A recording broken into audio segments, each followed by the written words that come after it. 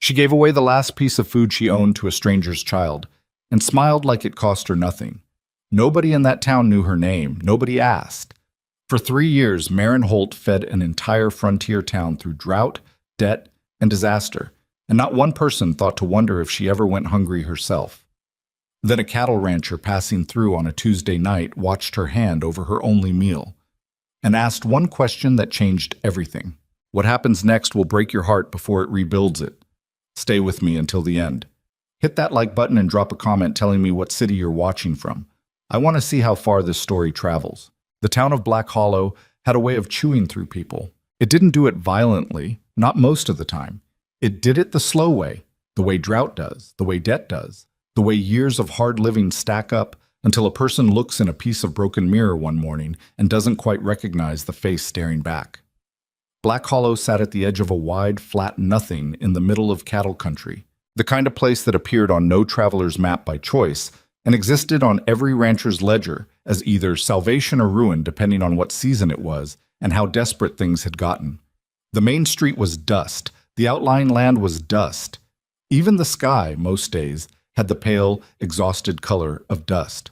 There were maybe 300 people who called Black Hollow home in the summer of 1882, and most of them had arrived by accident. A wagon wheel that broke in the wrong place, a land promise that turned out to be mostly wishful thinking, a marriage that relocated a woman somewhere she hadn't planned to be. They stayed because leaving required money they didn't have, or because they'd already left somewhere else and had run clean out of places to run to.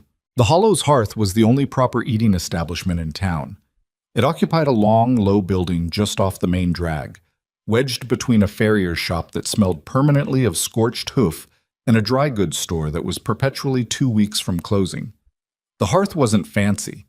The tables were mismatched, the benches rough-cut and prone to splinters, and the 2 windows in the front had oilcloth stretched over the frames instead of glass, because the glass had been broken in a disagreement 2 winters past and never replaced. But it was warm when it needed to be, and it served food 3 times a day without fail, which made it the most reliable institution in a town that had precious few of those. The woman who ran it was named Marin Holt. She was 27 years old, though most people in Black Hollow would have struggled to tell you that, because most people in Black Hollow had never paused long enough to learn her name, let alone anything else about her. She was the woman behind the counter. She was the one who refilled the coffee without being asked. She was the pair of capable hands that appeared with a plate of whatever was being served, and then disappeared back into the kitchen before anyone had the chance to make eye contact. Marin was a large woman, broad in the shoulders, heavy through the middle, with arms that had developed real muscle from years of hauling cast-iron cookware and kneading bread dough before the sun came up. She wore her dark hair pinned back in a way that was practical rather than decorative, and she moved through the hearth with an economy of motion that came not from grace but from efficiency. She knew exactly where everything was, exactly how long everything took, and exactly how to navigate the narrow space between the kitchen and the front room without bumping into a table or a drunk or a grievance. She did not waste movement. She could not afford to. She also could not afford to eat some days.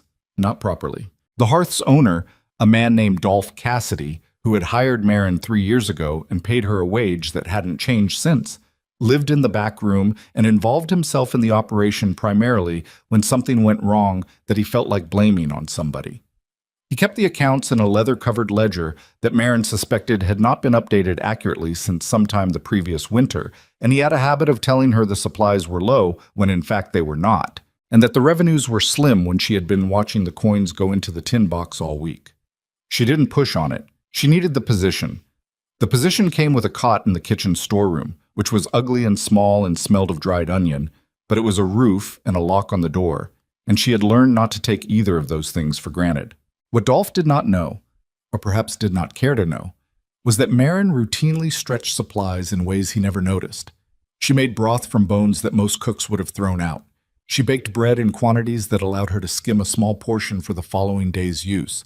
She knew, without anyone telling her, which families in town were quietly going hungry, and she had developed a system, invisible, unofficial, never spoken aloud, of making sure certain plates were larger than others, certain portions more generous, certain leftover pots quietly walked to certain doors at the end of the night. She did this because she had been hungry before, not the impatient, I missed lunch kind of hungry, but the deep, humiliating kind that settles into your back teeth and makes your hands shake and teaches you, permanently, what it actually means to have nothing.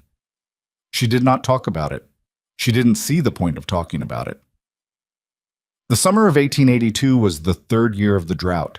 By July, the situation in Black Hollow had grown serious enough that even people who had managed to ignore it were no longer able to. The creek that ran along the east edge of town had dropped to a trickle. The grazing land outside of town was dust and stubble, and more than a few ranching families had driven their cattle to sale at a loss rather than watch them fail over the summer. The men who came into the hearth for breakfast and dinner were thinner than they'd been the previous spring, and the conversations at the tables had a different quality, lower, tighter, with the particular tension of people who are calculating what they have left and finding the number smaller than they'd hoped. Marin felt it in her supplies. She felt it in what she could buy and what she couldn't, in the smaller portions she was having to serve without anyone officially saying she should, in the fact that the tin box Dolph kept the revenue in was lighter at the end of each week, which meant her wage, already lean, was liable to be leaned on further before things improved. She worked through it the way she worked through everything, quietly and without telling anyone what it was costing her. The evening it happened was a Tuesday. Tuesdays were typically the quietest night at the hearth, which suited Marin because it meant fewer dishes and a slightly earlier end to the work, though early for her meant just before 9 o'clock in the evening rather than just past it. By 7, most of the supper crowd had cleared out. There were 2 men at a corner table nursing the last of their coffee and arguing half-heartedly about something to do with fence lines.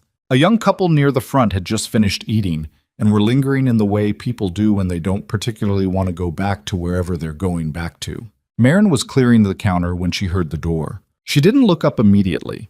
She could tell a lot from the sound of the door alone, how hard it opened, whether the person's boots hesitated on the threshold, whether they came in like they owned the place or like they were apologizing for existing. This one came in carefully.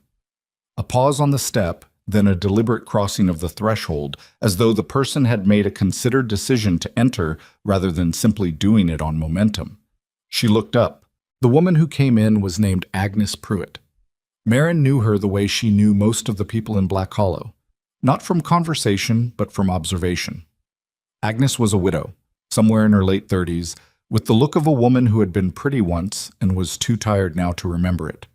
Her husband had died the previous winter of a chest infection that had gone untreated too long, and she'd been managing on her own ever since with a small boy, her son, Eli, who was 6, and a determination that was evident in her posture even when everything else about her was fraying. She did laundry for other people. She took in mending. She was quiet and she was proud, the particular combination that means a person will suffer a great deal before they ask for anything. She had Eli with her. The boy was small for his age, dressed in clothes that had been repaired enough times that the repairs had their own repairs. He was holding his mother's hand and looking at the floor, the way children do when they've absorbed an adult's anxiety and don't know what to do with it. "Evening," Marin said. Agnes stopped a few feet inside the door. "Evening." She looked at the counter, then at Marin. "I was wondering, I know it's late, if there was anything left, from supper. Anything at all, I can—" She stopped, started again. "I can work for it. I can wash up for you." Marin looked at the counter. She looked at the stove behind her.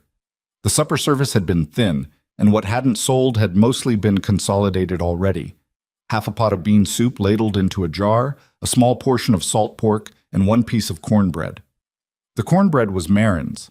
She had saved it herself, deliberately, because she had not eaten anything since noon, and the bread was the last thing in the kitchen she intended to eat before she slept. She stood there for a moment. Eli looked up from the floor just briefly, and their eyes met.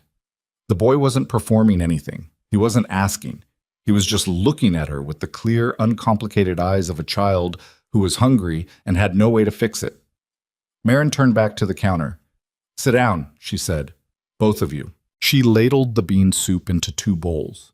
She cut the salt pork into portions. She put the cornbread on a plate, the whole piece of it, and carried everything to the table where Agnes and Eli had settled near the back wall, away from the 2 men still arguing about fence lines. "I don't need to work for this," Agnes started. No, you don't, Marin agreed and went back to the kitchen before the woman could say anything else. She stood at the kitchen counter in the dark for a moment, listening to the sounds from the dining room. The small scrape of a spoon against a bowl, a low word from Agnes to her son, the particular quiet of people eating when they are genuinely hungry. Then she put the soup jar in the cold box and started in on the final round of washing up. She did not know that someone had seen her. He'd been sitting near the front window for most of the evening. Gideon Ashcroft was not a man who made himself conspicuous. He was 35, with the build of someone who spent his days doing work that required actual physical effort rather than merely supervising it, wide through the chest and shoulders, hands that were calloused and scarred in the specific ways that come from fence work and rope work, and the occasional miscalculation with a branding iron. He had a face that had been weathered by years of working outdoors, with deep lines at the corners of his eyes, and a jaw that looked like it had been set firmly at some point early in life and had never quite relaxed since. He was not an especially talkative man by nature. He paid for things without haggling. He didn't involve himself in other people's arguments. He had come to Black Hollow on business. He needed to arrange a supply agreement with the dry goods proprietor across the street, who carried a particular kind of salt block that his cattle operation required in bulk. And he had stopped at the hearth for supper because it was the only place in town that appeared to be serving food.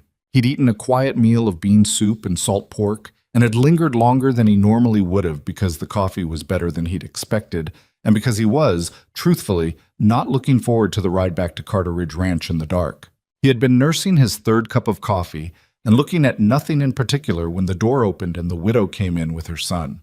He watched the whole thing without intending to. The woman's careful walk to the counter, the way she'd started and stopped when she tried to explain what she needed, the boy's hand holding on to his mother's.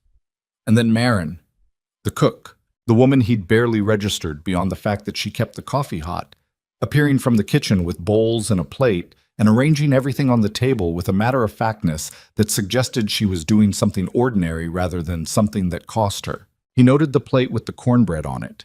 He noted that there was no additional plate returned to the counter afterward. He noted that when the cook went back to the kitchen, she did so without the expression of someone expecting thanks. He sat with that for a while. He finished his coffee. He left a coin on the table that was more than the meal warranted.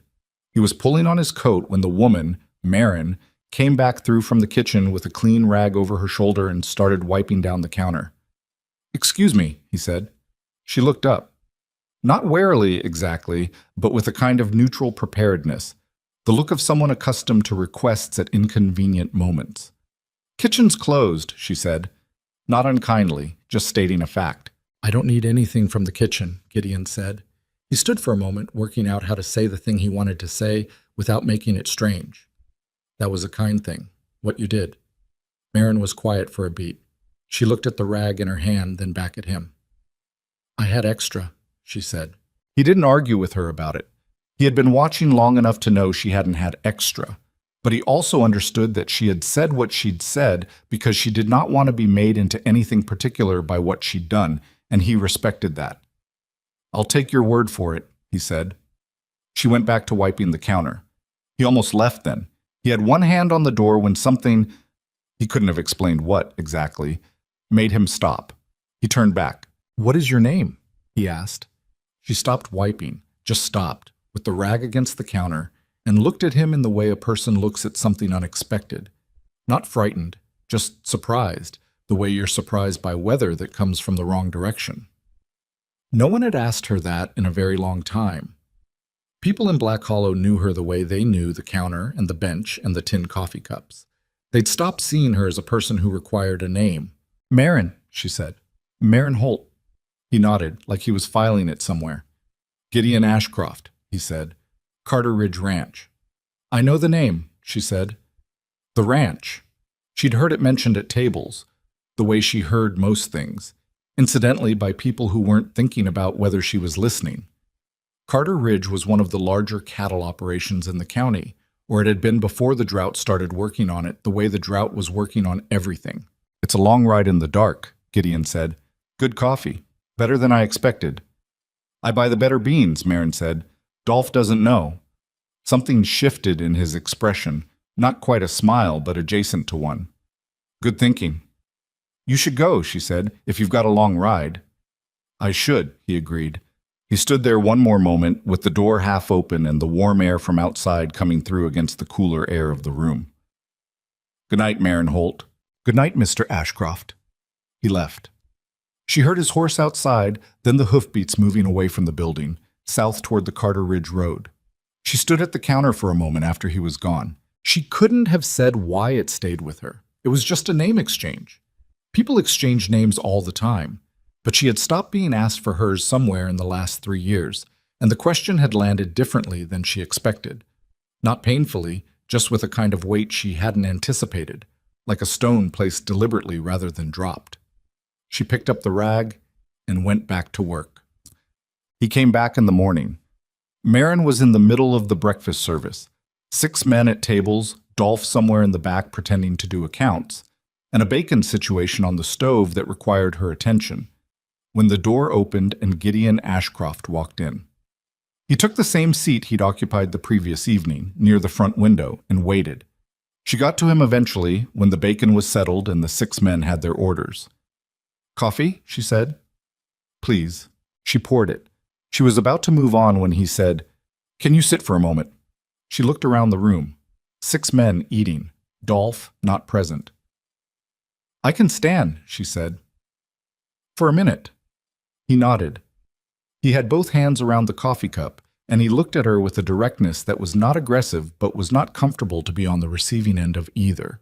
The look of a man who had decided to say something and was going to say it without a great deal of preliminary. I have a problem, he said, that I think you might be able to help with. I'm a cook, Marin said. You're a great deal more than a cook, Gideon said. But that's part of what I'm asking about. He leaned back slightly. Carter Ridge is in a bad way. The drought's put us behind on everything. Feed costs, supply arrangements.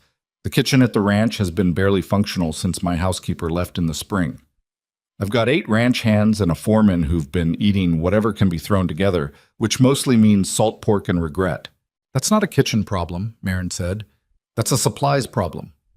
I know that, he said, which is why I'm not just looking for a cook. I'm looking for someone who can manage the household. All of it. Supplies, budgeting, the kitchen, the organization. Someone who can take what's there and make it work. He paused. I watched you do exactly that last night with what I assume was not a surplus of resources. Marin said nothing. The position would pay twice what you're making here, he said. I can't know what you're making, obviously, but... He stopped. I'll offer fair wages. In writing, with conditions you set. She looked at him. He was not flinching from the look. I'm not a charity case, she said. I'm not offering charity, Gideon said. I'm offering a business arrangement. I have a problem. You have skills. That's all this is. She picked up the coffee pot. How long? Through winter. Through the drought if it runs longer. I won't know how long until I know how long the drought lasts. She refilled his cup without being asked. A small habit, and one she did automatically, and she noticed him notice it, not in a way that was condescending, but in the way a person who is paying attention notices a thing. I have conditions, she said. Write them down, Gideon said. I'll read them. You'll agree to them, or I won't come. Fair enough. She looked at him for a moment longer. He was not telling her this was going to be easy. He was not assuring her everything would be fine. He was sitting there with his coffee and his problem and his offer, and he was letting her decide on her own terms, which was not how most men operated when they wanted something from her. I'll think about it, she said. Take your time, he said. I'll be here for another day. I have business with the dry goods. She walked back toward the kitchen. Behind her, she heard him pick up the coffee cup. She didn't look back. She spent the rest of that morning thinking while she worked. She thought about Dolph's ledger and the wage that hadn't changed in 3 years. She thought about the storeroom with the cot and the smell of dried onion. She thought about the hearth's oilcloth windows and the fact that she had been mending the same apron for 2 years because she hadn't had occasion to buy another one. She thought about last night and the piece of cornbread on the plate. And she thought about the fact that she had not eaten a full meal in 4 days because the supplies were short and she had been feeding other people on what there was. She also thought about Carter Ridge Ranch and what she knew of it, which was mostly secondhand, assembled from fragments of conversation she'd absorbed at tables over 3 years without anyone knowing she was listening. The Ashcroft operation had been one of the steadier ones in the county for years, built up from a small holding by Gideon's father and expanded through what sounded like genuine work rather than speculation. The drought had hit it hard, the way it hit everything. She had heard the name Barrett Crow mentioned once in connection with Carter Ridge, a land speculator with interests in the county's water sources, and she had filed that away without fully understanding its significance at the time. She thought about the way Gideon had said, "Write them down, I'll read them," not "Tell me your conditions and I'll consider them," not "I'm sure we can work something out." He had told her to put it in writing, which meant he understood that a verbal agreement meant nothing and that she had reason to want something more solid than a man's word. She wrote the conditions that evening after the supper service at the small table in the storeroom by lamplight. She wrote 5 of them. The first was her wage. She named a specific figure, written in clear numbers, to be paid every 2 weeks without deduction. The second was that her position was household management, not household servitude. She was not to be given tasks outside the scope of the agreed role without renegotiation. The third was that she would have her own room with a door that locked, and that lock would have one key, which she would hold. The fourth was that any decision regarding supplies, kitchen management, or household organization was hers to make without requiring his approval on routine matters, though she would report to him weekly on budget and resource status. The fifth was a 1-week notice clause on either side. She could leave with a week's notice, and he could end the arrangement with a week's notice, no further explanation required. She read it over twice. Then she folded it and held it. She thought about the oilcloth windows. She thought about the cornbread. She unfolded the paper and added a 6th condition, a small emergency fund to be held separately from her wages, that she could draw on for supplies if needed during a crisis situation, to be accounted for and repaid to the operating budget when the crisis resolved. She folded it again and put it in her apron pocket. In the morning, she found him at the same table. She put the folded paper in front of him with his coffee. He picked it up, unfolded it, and read it. She watched his face while he read. He read it slowly, which suggested he was actually reading it rather than skimming for the easy parts. He reached the 6th condition. He stopped for a moment. "The emergency fund," he said. "Yes." "You think there will be emergencies?" "There'll be emergencies," Marin said. "There are always emergencies on a working ranch. Having access to funds without needing to find you and get your permission in the middle of a situation is the difference between handling a problem and losing to it." He looked at her for a moment. "You've managed a ranch before?" "No," she said, "but I've managed every other kind of crisis with no money and no authority, and I know what the difference is." He folded the paper. He pulled a pen from his coat pocket. He'd come prepared, she noticed, and signed his name at the bottom. Then he handed it back to her. "I'll have a copy written up by end of day," he said. "You keep the original." She took the paper. She didn't thank him. She put it in her apron pocket. "When do you leave?" she asked. "Tomorrow morning. I've got one more thing to settle with the dry goods." "I'll need 2 days to arrange things here. 3 days from now," he said. "That works?" She refilled his coffee and went back to the kitchen. Behind her, she heard him exhale. Not dramatically, just the quiet exhale of a man who had resolved something that had been weighing on him. She understood the feeling. She had her own version of it, small and cautious, somewhere beneath the practical thinking. She told Dolph that evening. He took it about the way she'd expected, a sputtering series of objections that were less about her leaving and more about the inconvenience of having to replace her. He said the timing was terrible. He said he didn't know what he'd do. He said she was abandoning the hearth, as though the hearth were a living thing she was betraying rather than a building she had kept running largely through her own effort for 3 years without adequate compensation. "I'm giving you 2 days' notice," she said. "That's more than fair." 2 days, Dolph said. 2 days isn't... Who's going to cook? Who's going to manage the... "You'll need to hire someone," Marin said. "Or manage it yourself." He looked at her as though she had said something deeply unreasonable. She held his gaze. "Good night, Dolph," she said. She went to the storeroom and sat on the cot in the dark. She had almost nothing to pack. A change of clothes, some personal items, the signed paper folded into the pocket of her second dress. She sat with her hands in her lap for a while, not doing anything in particular, just sitting with the fact of what she'd agreed to. She was going to a place she didn't know, to do work she'd never formally done for a man she'd spoken with twice. She had a signed paper and a wage and a room with a lock, and those were better foundations than she'd had at the start of other things in her life. She told herself that. Then she lay down on the cot and slept, and for the first time in months, it was the kind of sleep that comes when something has been decided. Not perfect, not easy, but solid in a way that restless sleeping never is. The morning she left Black Hollow, no one saw her go. That was not a new experience for Maren Holt. She had arrived without ceremony and she left without it, which was, she reflected, consistent at least. She had her bag. She had the signed paper. She had her knives wrapped in oilcloth, which were the only tools she owned that she considered genuinely hers. The wagon that Gideon had arranged to collect her was driven by a young ranch hand named Toby, who looked about 19 and had the combined qualities of being pleasant and having very little to say, which Maren found agreeable. He loaded her bag without comment. He drove south on the Carter Ridge Road without making conversation, and when he did speak, it was to point out that there was a rough patch coming up and she might want to hold on. She held on. The ranch revealed itself slowly.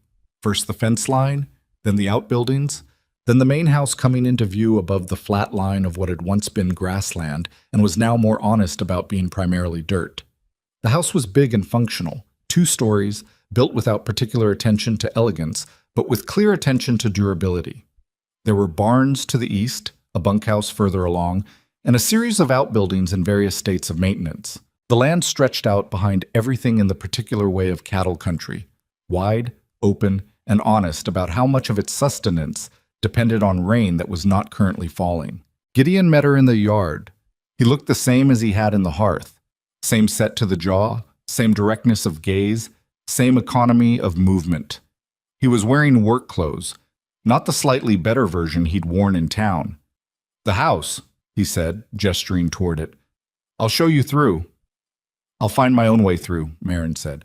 "Show me the kitchen and the supplies first." He almost said something, decided not to. "Kitchen," he said, and led her there. The kitchen was bad. Not destroyed, but neglected in the way things get when the person responsible for them has left, and the people remaining have tried to manage without knowing how. The larder was poorly organized, with items placed without logic, and some supplies she could see at a glance were stored wrong and would be losing quality faster than they should. The stove needed cleaning. The layout was inefficient. Someone had moved things around and put them back in the wrong places. She stood in the middle of it and turned slowly, mapping it. "How long since your housekeeper left?" she asked. 8 weeks, Gideon said. 8 weeks, she repeated. "Who's been cooking?" "Whoever was available." She looked at the stove. "Have any of your men gotten sick?" A pause. 2, in June. She nodded. "I'll need 2 hours in here before I do anything else. Then I'll need to see your full inventory." Gideon nodded. "I'll leave you to it." "Yes," she said. "You will." He went. She stood in the kitchen alone for a moment, looking at the full scope of what she'd taken on. It was a lot. It was genuinely, substantially a lot. She rolled up her sleeves. She had fixed worse. Tim. The foreman found her mid-morning. His name was Cal Maddock, and he had been with the Carter Ridge operation for 7 years, which gave him a certain authority he wore openly and without apology. He was a lean man in his 50s with a mustache that had more gray in it than brown, and eyes that spent a great deal of time expressing skepticism. He came into the kitchen without knocking, stopped when he saw what was happening. Maren had the larder completely reorganized and was in the process of cleaning the stove with a thoroughness that suggested she was not doing it for appearances, and stood with his thumbs hooked in his belt. "You're the new housekeeper," he said. "Household manager," Maren said. She didn't look up from the stove. A beat. "There's a difference?" "Yes," she said. He stood there for a moment. She could feel him deciding how to approach this, the particular calculation of a man who has dealt with changes in authority before and has developed a protocol for establishing the relevant order of things. "Mr. Ashcroft made an arrangement," Cal said. "We respect that, but this is a working ranch. The men have ways of doing things." "I know," Maren said. I'm not here to change how the cattle are managed. I'm here to manage the household. If those two things come into conflict, we'll talk about it. So far, they haven't. He looked around the kitchen. He could see, she suspected, that it was already materially different from what it had been 2 hours ago. Supper, he said. What are we eating? What do you have? She asked. Salt pork, he said, and more salt pork. Go ask Toby to show me the smokehouse, she said, and send someone to tell me what's in the root cellar. She finally looked up. I'll have something on the table at 6. It won't be salt pork. Cal looked at her for a moment. His mustache moved slightly in a way that might have been the beginning of an expression. 6, he said. 6, said Marin agreed and went back to the stove. He left. She heard his boots on the porch, then the sound of him talking to someone outside in the yard, in a tone that was not enthusiastic, but was not obstructive either. She worked. By 6 o'clock, there was a pot of beef and root vegetable stew on the table, a pan of skillet bread, and a pot of strong coffee. She had found beans in the root cellar that had been overlooked, potatoes that were still good, and several cuts of dried beef that had been better stored than most of the rest of the supplies. It was not a fancy meal. It was a proper one. 8 men came to the table. They ate. Nobody said anything directly to her about it, but she noticed the way the room sounded, how the usual tight, grudging quality of men eating because they need to eat shifted, partway through the meal, into something more like actual appetite. Cal Maddox scraped his bowl, which she suspected was not a common occurrence. Afterwards, she stood at the kitchen window and looked out at the dry land going dark under the evening sky, and she thought, all right, this is where things start. She washed the dishes, she put everything away in the places she had decided they belonged. She made a list of what she needed from the next supply run, ordered by priority. Then she went to her room, which had a door and a lock and a key that fit the lock. She sat on the edge of the bed and looked at her hands in the dim light. Calloused, scarred in small places, capable. Outside, the drought land was dark and dry and waiting for something to change. She intended to be ready when it did. The first week at Carter Ridge was not a settling in. It was a diagnosis. Marin moved through the ranch the way she had moved through the hearth's kitchen on her first day there. Not trying to fix anything yet, just learning where the damage was and how deep it ran. She walked the root cellar and counted what was actually there versus what the informal inventory claimed was there. And the gap between those two numbers told her something important about how the household had been managed before the housekeeper left. She checked the water barrels and found 2 of them with cracks that had been patched badly and would not hold through summer. She went through the linens and discovered that the mending pile had grown to a size suggesting it had not been addressed in months.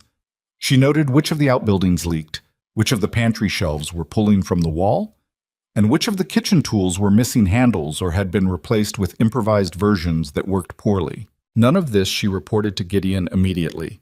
She put it in a small notebook she kept in her apron pocket, organized by priority and cost, and she kept walking. By the end of the first week, she had a picture of the ranch's household situation that was, frankly, worse than what she'd been expecting when she arrived. The drought had not just reduced the cattle operations' revenues, it had slowly eroded the maintenance culture of the entire property, because everyone's attention had been consumed by the immediate, obvious crisis of keeping the herd alive and the land from giving up entirely.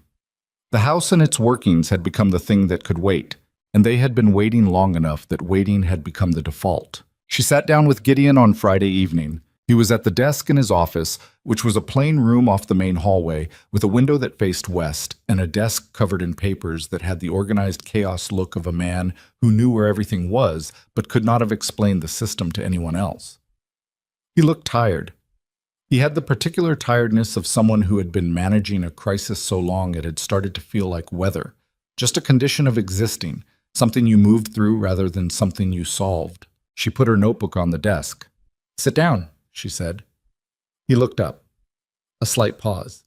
He was not used to being told to sit down in his own office, but he sat. She talked him through it. Not all of it at once, just the highest priority items.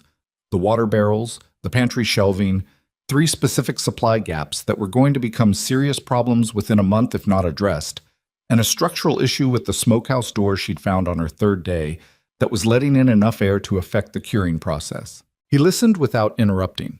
She noticed he did not look defensive, which she'd been prepared for. He looked like a man taking inventory of damage he'd suspected was there but hadn't had time to fully account for. "The water barrels," he said when she finished. "I can have those replaced this week." "Next week," Marin said. "I've patched them well enough to last 10 days. The pantry shelving is more urgent because if one of those brackets pulls completely, we lose supplies we can't replace quickly." He nodded slowly. "What's this going to cost?" She had the numbers in the notebook. She turned it so he could see the column she'd written. He looked at it for a moment. "That's less than I expected," he said. "Most of it is labor," Marin said. "I can do some of it. Some of it your men can do if they have a slow afternoon. The materials are the expensive part, but the materials aren't that expensive." He looked up from the notebook. There was something in his face she couldn't quite read. Not skepticism, not exactly approval. More like recalibration. "You said most of the labor," he said. "What's the part you can't do?" "The smokehouse door frame is rotted partway through," she said. "That needs replacing, not just patching. I'm not a carpenter." "I'll have Pete look at it," Gideon said.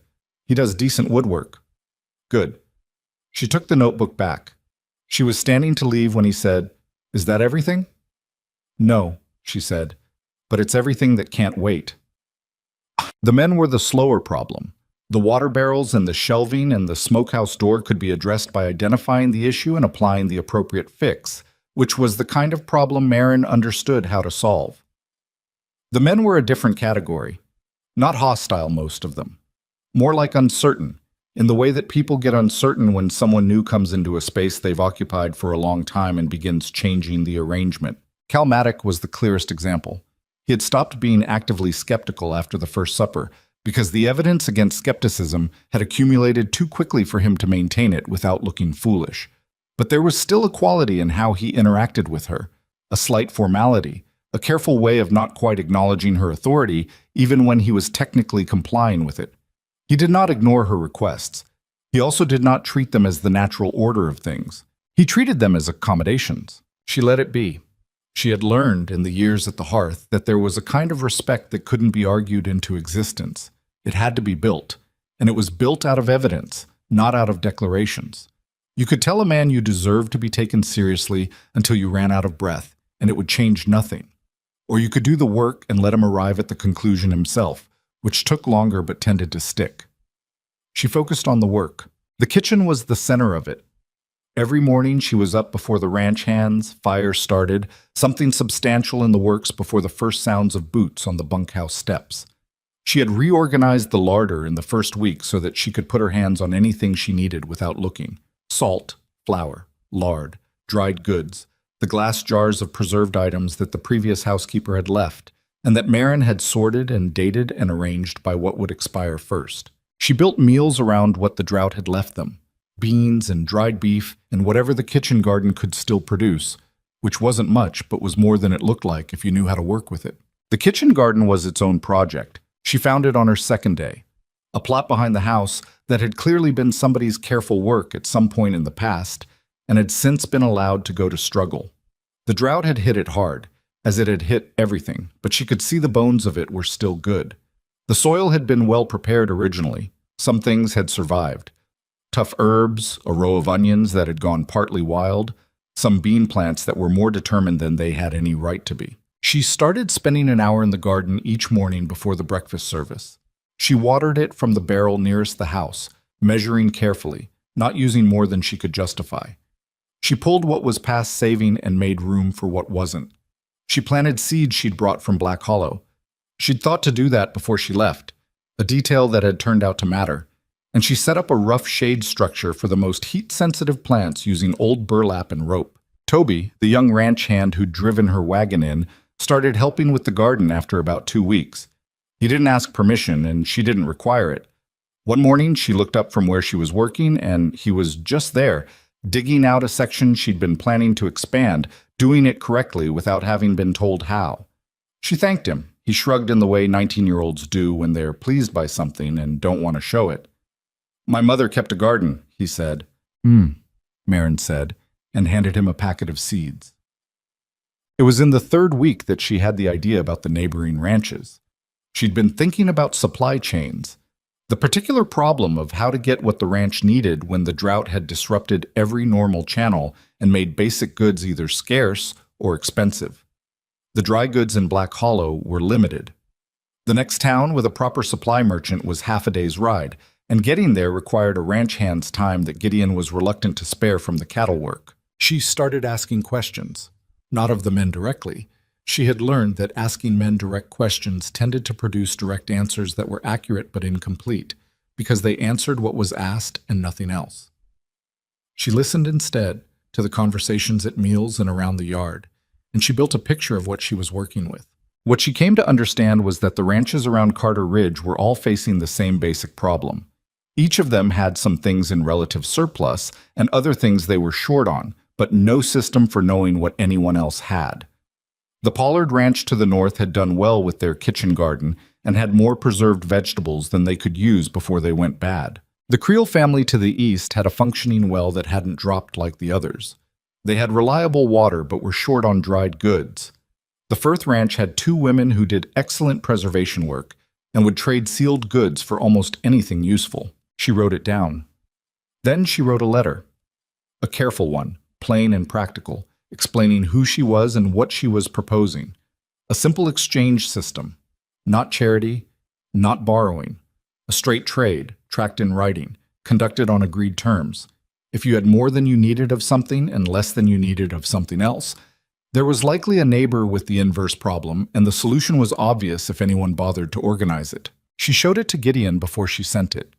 He read it standing at the kitchen counter, still in his work coat from the morning's rounds. She watched him get through it. "You want to ride this to the neighboring ranches yourself?" he said. "Toby can ride with me," Marin said. "I'd like to go in person. A letter alone doesn't build the kind of trust that makes this work." Gideon set the paper down. He looked at her with that particular expression she'd come to recognize in him. Not skeptical, not approving, just the face of a man actually thinking rather than reacting. "The Creel family," he said slowly. "We've had some fence disputes with them." "I know," Marin said. "Toby told me. I'll deal with it." "Elsa Creel is not an easy woman to—" "Mr. Ashcroft," Marin said. "I have managed Dolph Cassidy for 3 years. Elsa Creel cannot be worse." He was quiet for a moment. Then, "Take the better horse." She took the better horse. Just. The visit to the Creel ranch was, as predicted, not easy. Elsa Creel was a woman in her 60s with white hair, a gaze that could strip bark, and the accumulated patience of someone who had survived enough drought years and fence disputes and broken promises to approach every new proposition with deep structural suspicion. She came out onto the porch when Marin rode up and stood with her arms crossed, and her expression saying clearly that she was prepared to be unimpressed. Marin dismounted. She did not smile in the broad, reassuring way that people sometimes deploy in these situations, because she suspected Elsa Creel would see through it immediately and like her less for trying. She just walked to the porch steps and said, "Mrs. Creel, I'm Marin Holt from Carter Ridge. I'd like to talk trade with you if you have 20 minutes. Elsa looked at her, at Toby, still mounted, back at Marin. "Carter Ridge," she said. "You're the new housekeeper." "Household manager," Marin said. Something moved in Elsa's expression. "What trade?" "You have water," Marin said. "Your well's holding. We have dried goods and preserved meat and a kitchen garden that's producing better than expected given the season.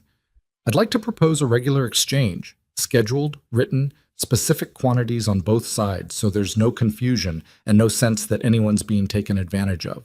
Elsa uncrossed her arms. Not in a welcoming way, more in the way of someone who is genuinely listening now rather than just waiting. "The fence business," Elsa said. "Between our properties."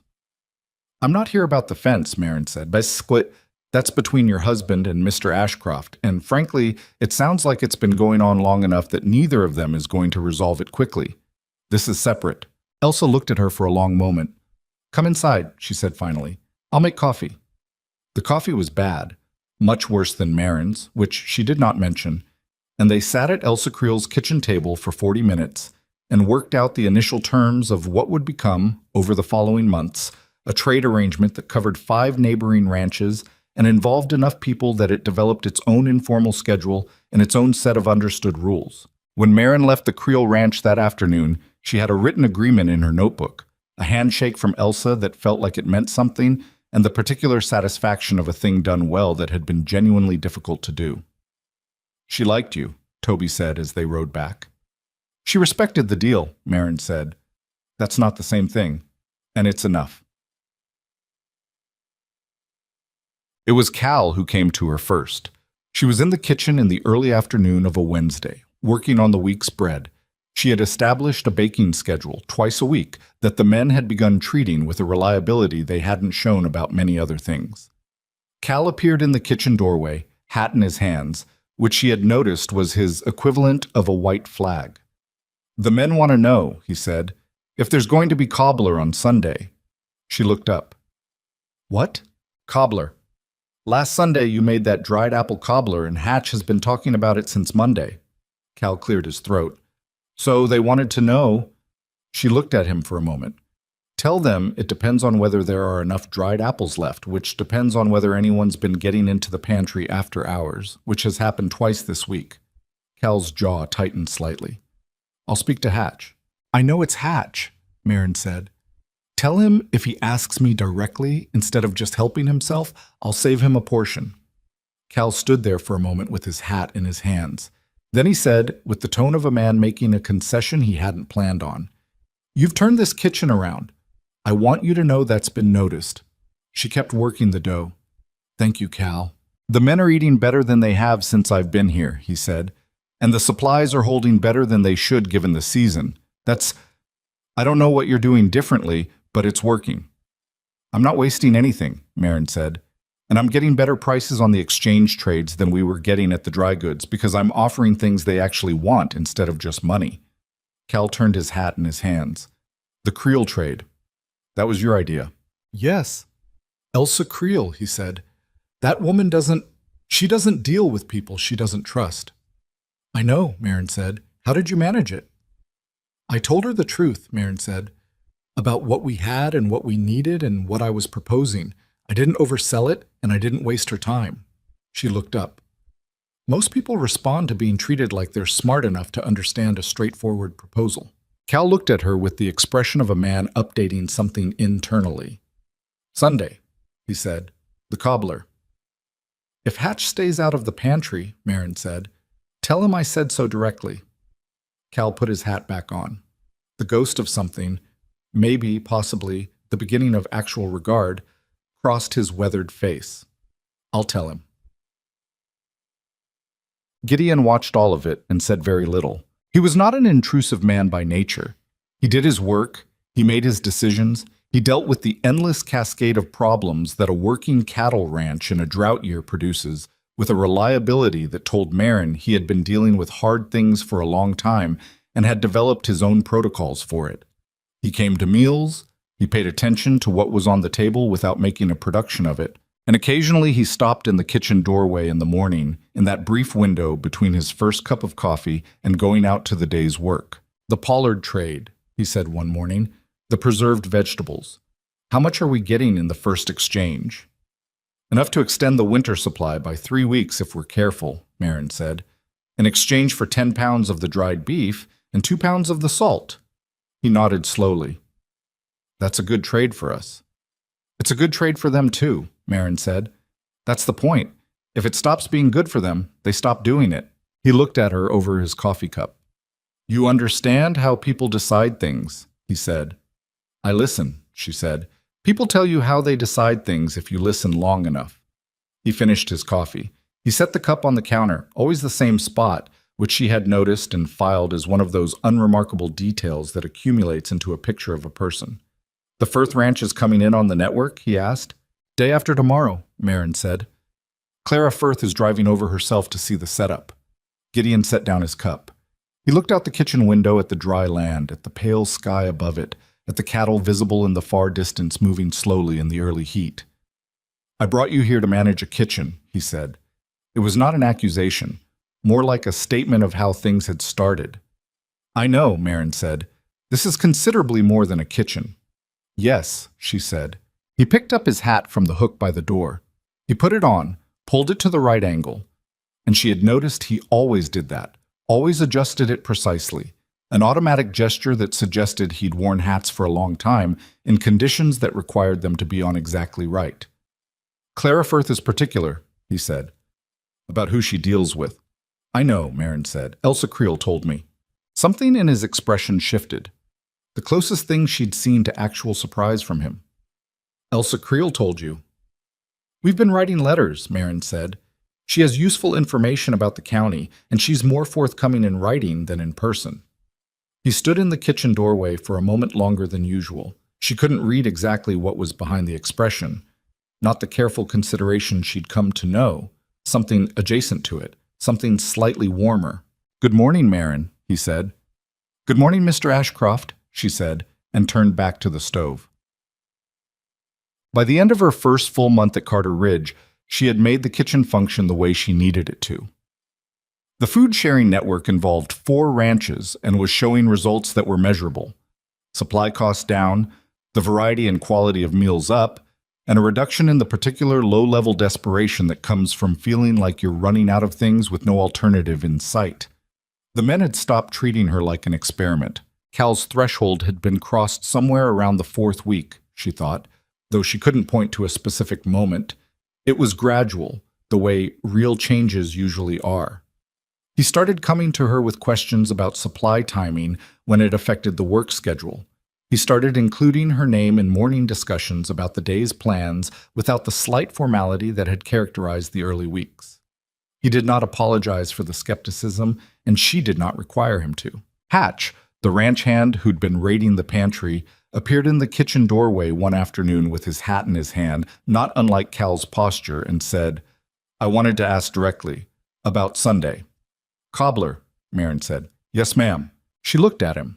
He was a big man, probably 30, with a sunburned face and the look of someone who had expected to get in trouble and was holding very still. There are enough dried apples if nobody takes any more before Sunday, she said. You'll get a portion if you help carry water to the garden Wednesday morning. He blinked. That's it? That's it, Marin said. He helped carry water Wednesday morning, and on Sunday, he got the largest portion of cobbler and said nothing about it except, Thank you, ma'am, which was about as much as she needed from him. The ranch was not fixed, it was not healed, and it was not safe, and the drought was not done with any of them. Marin could feel, in the way of someone who had learned to read the quality of hard times through the long practice of surviving them, that the worst of it had not yet arrived. The land was too dry, the sky too pale. The calculations in Gideon's face during the evenings at his desk too careful for a man dealing with problems that were resolving. But there was food on the table and the people eating it were not going hungry. There were supplies in the larder organized in a way that would last, and a network of neighbors who were beginning to trust that what she'd built was worth trusting.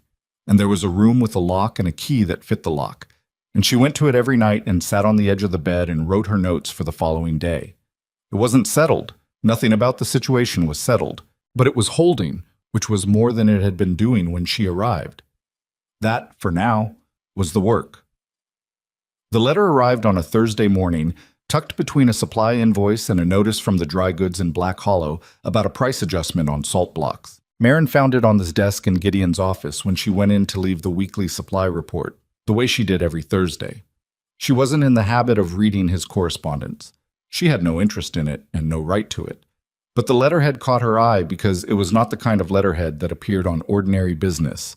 It was too formal, printed rather than handwritten, with a law firm's name across the top in heavy type. She looked at it for only a second before setting her own report beside it and leaving. But she noticed.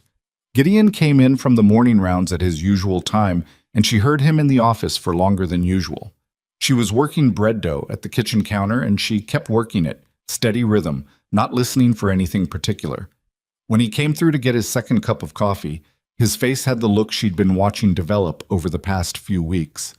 The careful, controlled look of a man absorbing something he doesn't want to absorb. She poured the coffee without being asked. He stood at the counter and drank half of it before he said anything. Barrett Crow, he said. She kept working the dough. I know the name. He's filed a legal claim, Gideon said, on the water rights to the South Creek. She stopped working the dough. The South Creek was the primary water source for the lower pasture, where the bulk of Carter Ridge's cattle spent the dry months. Without reliable access to it, the entire operation shifted from difficult to catastrophic. On what basis? She asked. His lawyers are arguing a prior claim through a land purchase he made 2 years ago. Gideon set down the coffee cup. The deed language is... Apparently there's ambiguity in how the water rights were described when my father bought this land. His lawyers are using that ambiguity. Is there ambiguity? Marin asked. I don't know yet, Gideon said. I need to find my father's original deed documents, and I need to get them to a lawyer before Crow's filing moves forward. Marin looked at him. Where are the documents? Here somewhere. My father kept records. He paused. My father kept records the way he kept everything. His own system, which made sense to him. She pulled her hands from the dough and wiped them on her apron. Tell me where to start looking. He looked at her for a moment. This isn't a kitchen problem. I know that, she said. Tell me where to start looking. They spent 2 evenings going through the storage room off the office, a narrow room packed with the accumulated paper of 20 years of ranch operation, stored in boxes and tins and the occasional burlap sack. Gideon's father had indeed kept records.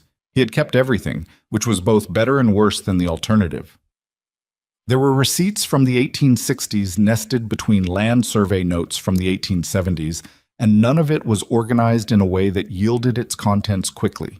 Marin found the original deed on the second evening, in a tin box underneath a stack of cattle sale records from 1871. She knew it as soon as she unfolded it. The paper had a different quality, older and more formal, with the particular careful handwriting of a legal document from that era.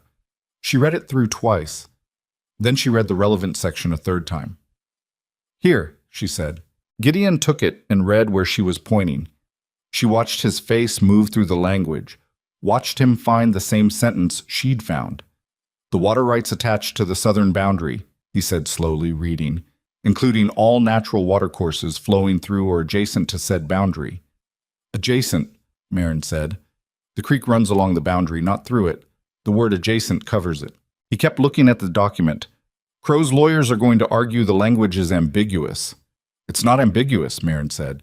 It's plain. But you need a lawyer who can read it plainly in front of whoever hears this case. And you need to move fast because the longer Crow's filing sits without a response, the more legitimate it looks. Gideon set the document down on the desk. He put both hands flat on the surface and stood like that for a moment, looking at the paper. There's a lawyer in Dalton, he said. Dalton was the county seat, a day's ride south. Harmon, he's handled property cases before. Write to him tonight, Marin said. Send Toby with the letter in the morning. Send a copy of the deed. I'm not sending the original.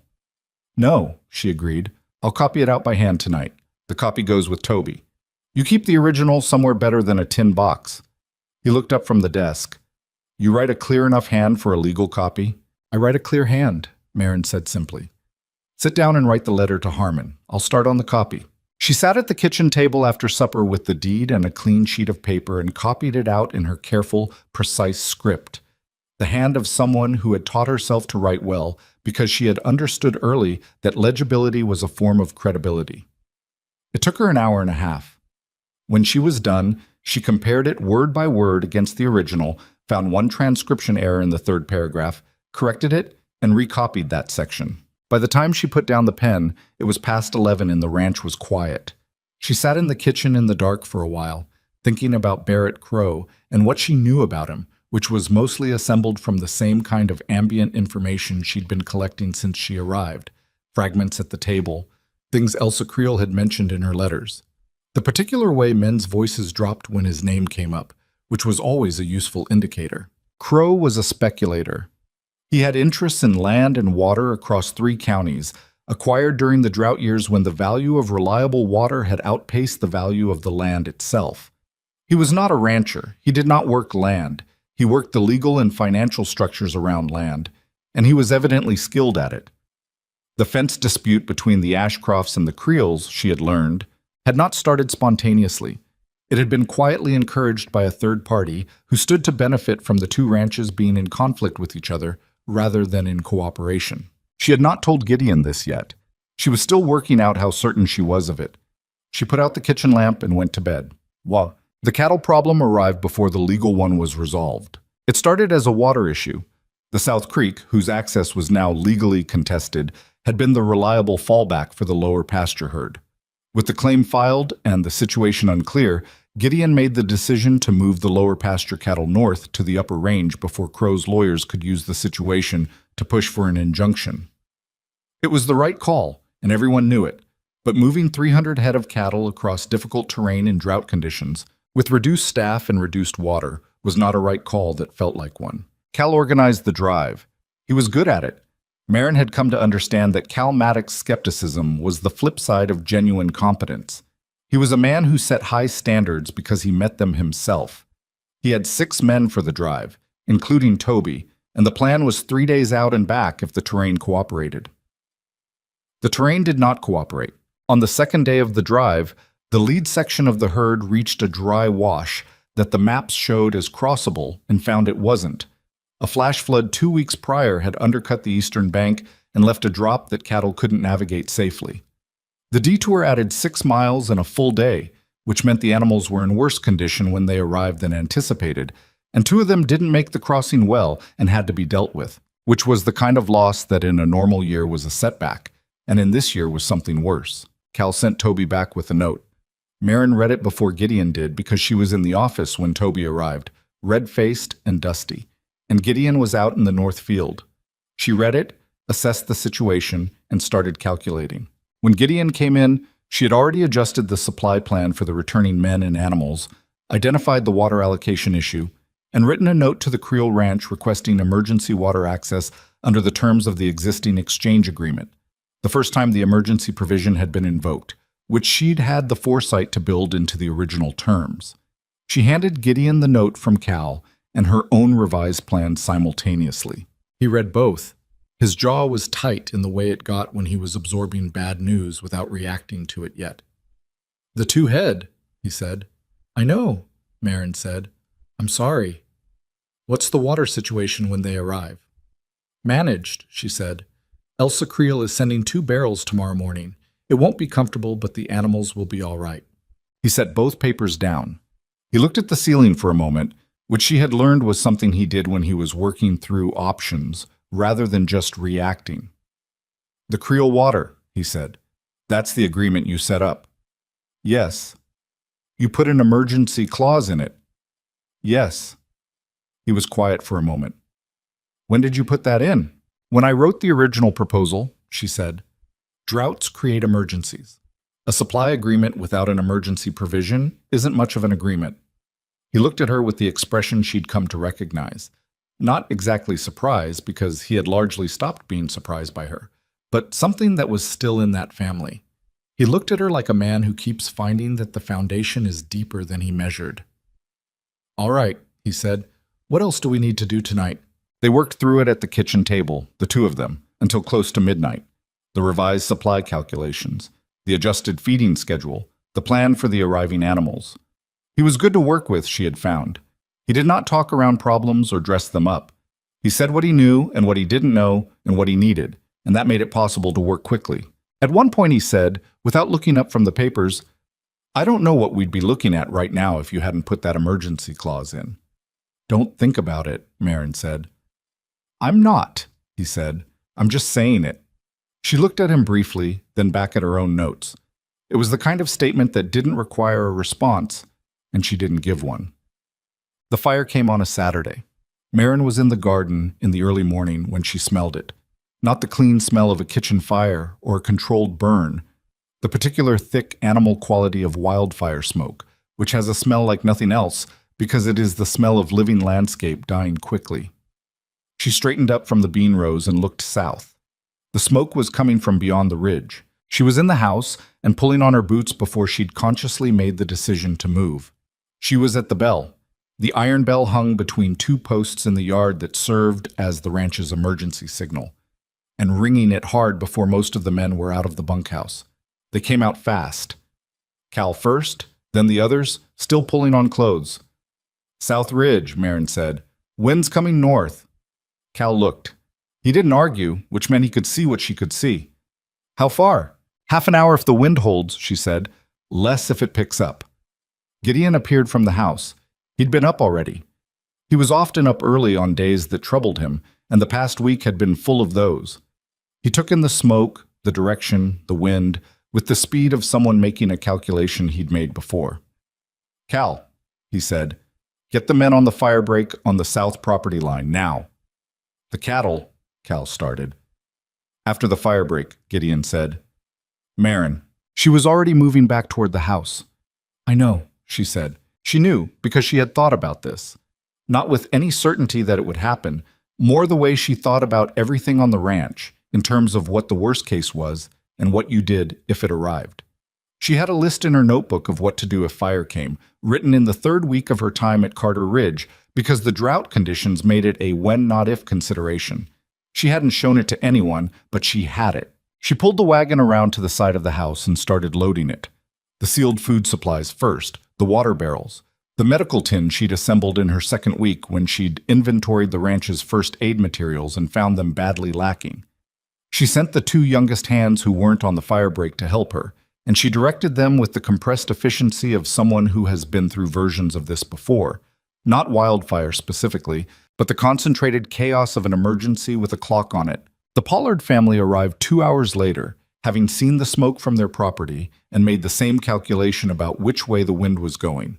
Then the Firth family, Clara driving their wagon with her husband and their 3 children, the youngest maybe 4 years old and clearly frightened. Marin had the kitchen open by the time they arrived, water on, a place for the children inside away from the smoke that was thickening in the air.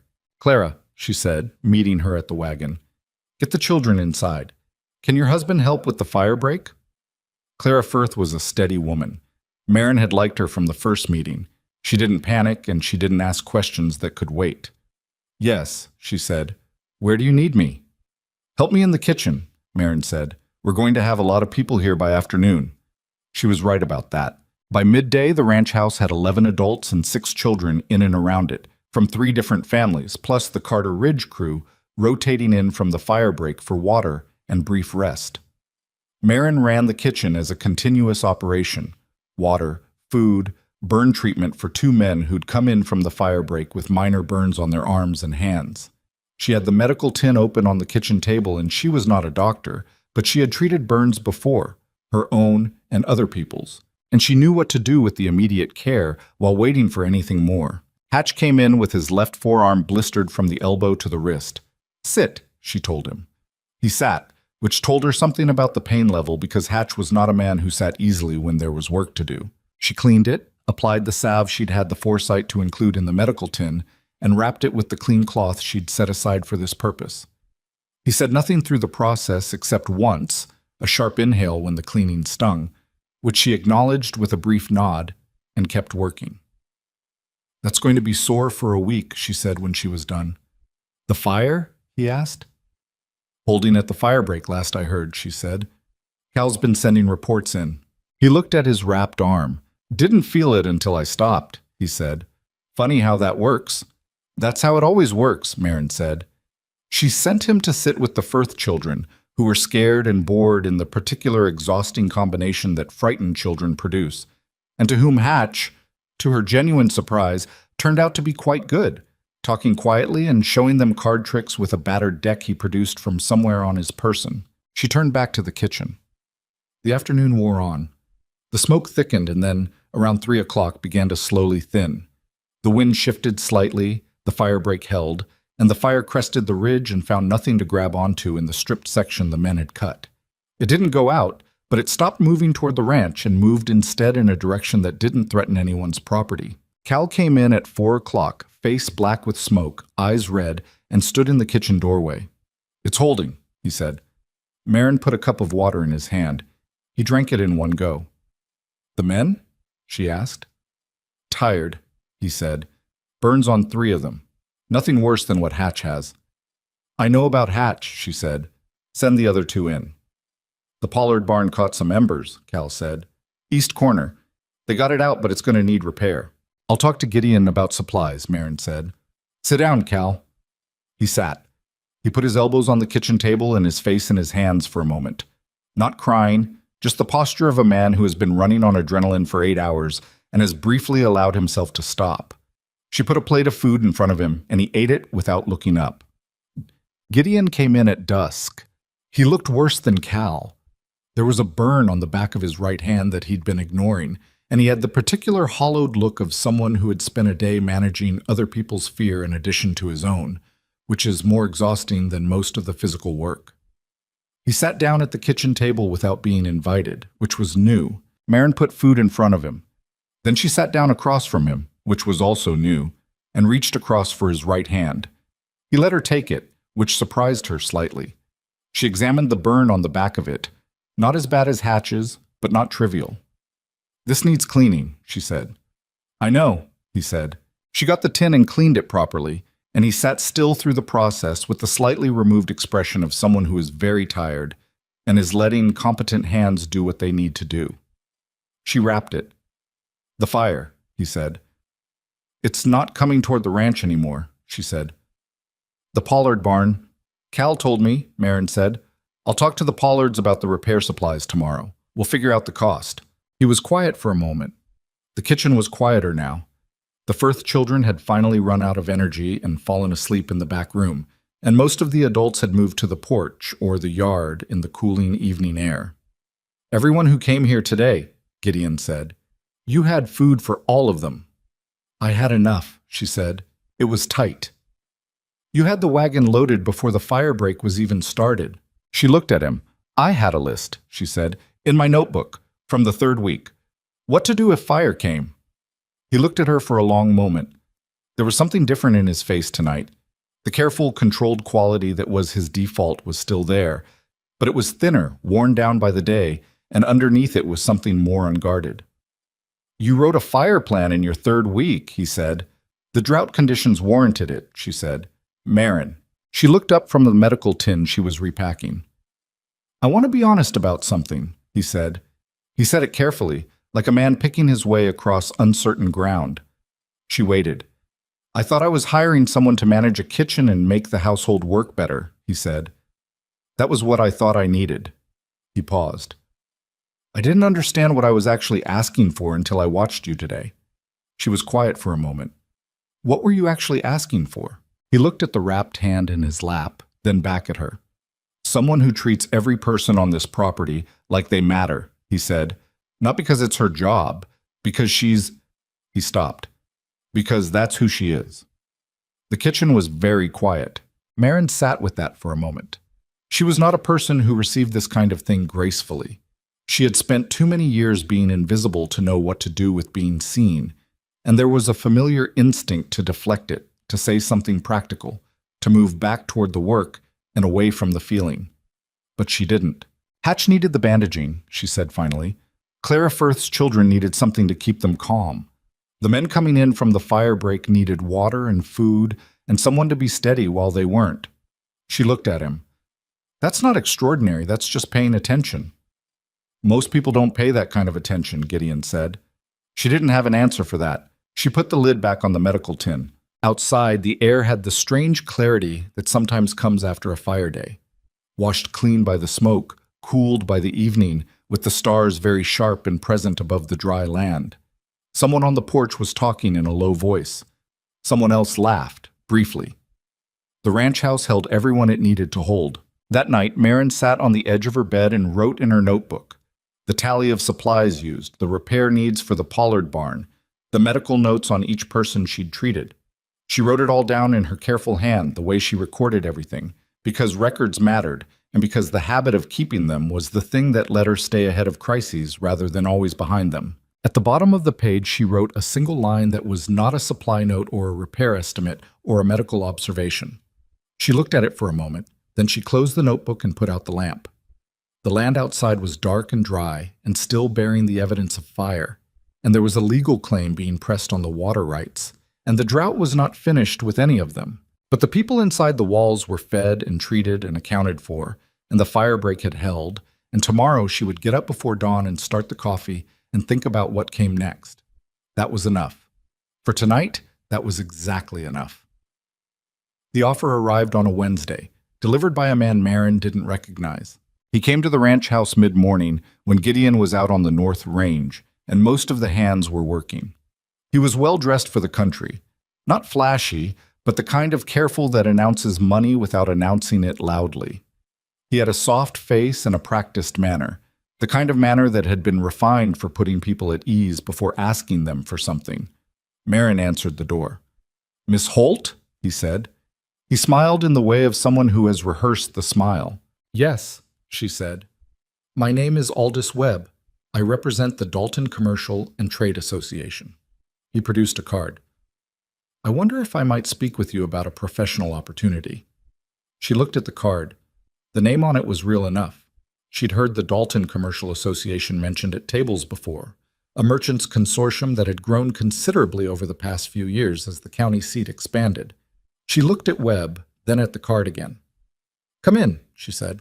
She did not take him to the kitchen. She took him to the small sitting room off the front hallway, which was rarely used and had the slight formality of a room that meant business. She sat across from him and folded her hands in her lap and waited, because she had learned that waiting was often more useful than asking. Webb laid it out clearly, which she appreciated even as she was suspicious of it. The Dalton Commercial Association was opening a new establishment, a large dining hall and provisions operation, he called it, designed to serve the growing merchant and ranching community coming through the county seat.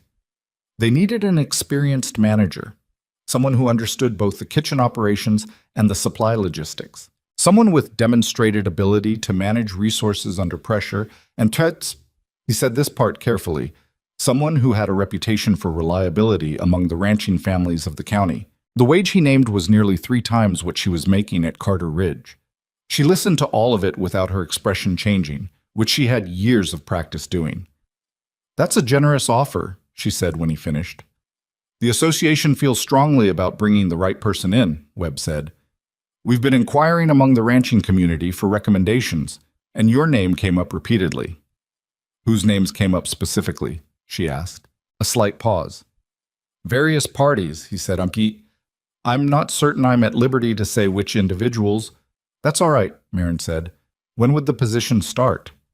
"As soon as possible," Webb said. "Within the month, ideally."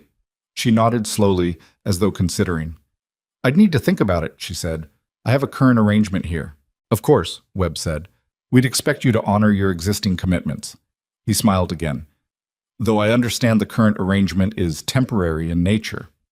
She looked at him. He had said that with a slight emphasis that was meant to sound reassuring but landed differently.